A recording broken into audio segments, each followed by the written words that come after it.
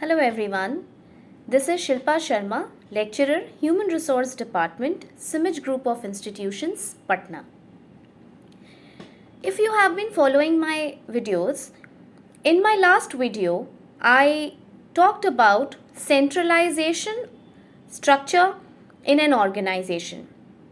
In this video, I am going to talk about decentralization as the structure of an organization and a comparative study between centralization and decentralization.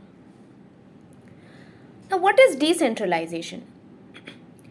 Decentralization is that mode of organization or is that mode of functioning of an organization, the kind of structure where the decision-making authority does not merely rest in the hands of the top management.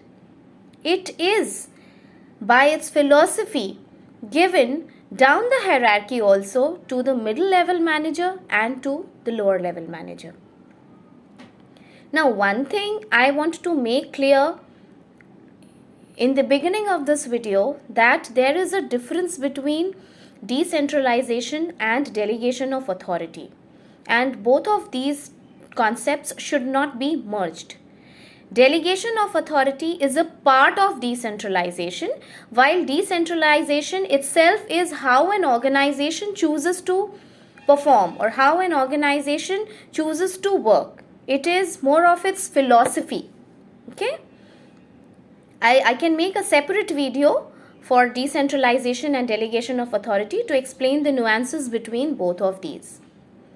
Coming back to the point, decentralization is the kind of philosophy where the power is given to even the lower level managers and to the middle level managers.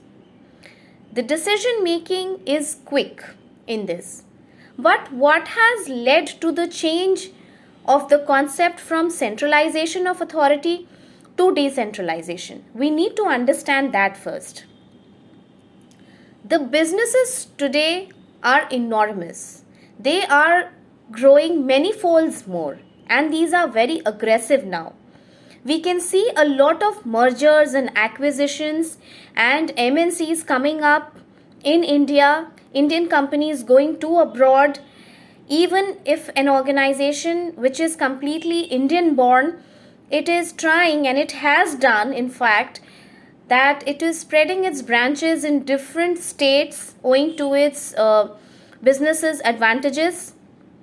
So in this kind of scenario, it is not possible for a centralized authority to be sitting in a headquarters, say in Mumbai or in Delhi, and take decisions on behalf of the entire organization, for entire the branch that is operating in India and abroad. So for quick decision making, decentralization was required. In mergers and acquisitions and joint ventures and all these things, decentralization is highly helpful. Also, different organizations, when they are situated in different cities or different states or different places, they have their own geographical challenges, conditions, which can be met easily by the managers who are there.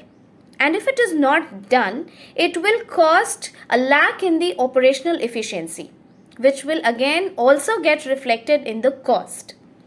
That is why decentralization is welcomed as an idea, as a philosophy. The advantage of decentralization is that since the power, the authority for making decisions have also been given to the lower level managers and the middle level managers, so what happens is that they can see the result of their own deeds. They can see the result of their own decisions.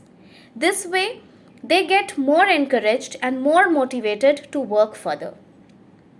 Also, it creates a kind of democratic environment in the organization where everybody kind of has a say in the decision making process of the organization. Of course, the representative members will have a say, not everyone, but this creates a democratic environment in the organization.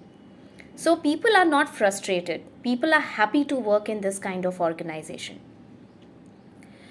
Now, we see, if we do the comparative analysis between centralization and decentralization, we see that centralization definitely comes with its own share of restrictions and limitations. For example, it cannot be used in a very large organization.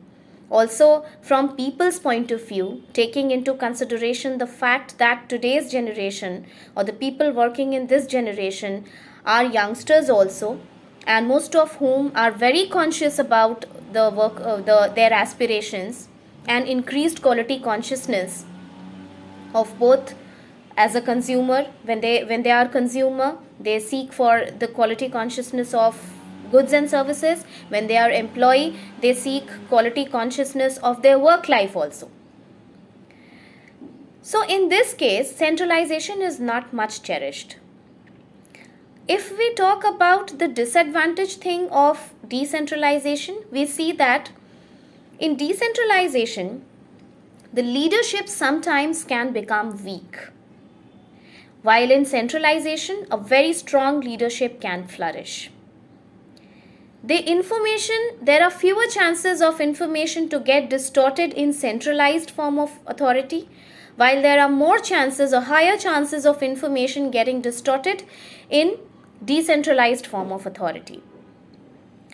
Even if we have several reasons for making an organization function in a decentralized manner, we still cannot deny the fact that a major part of an organization has to be centralized in order to ensure uniformity in the organization.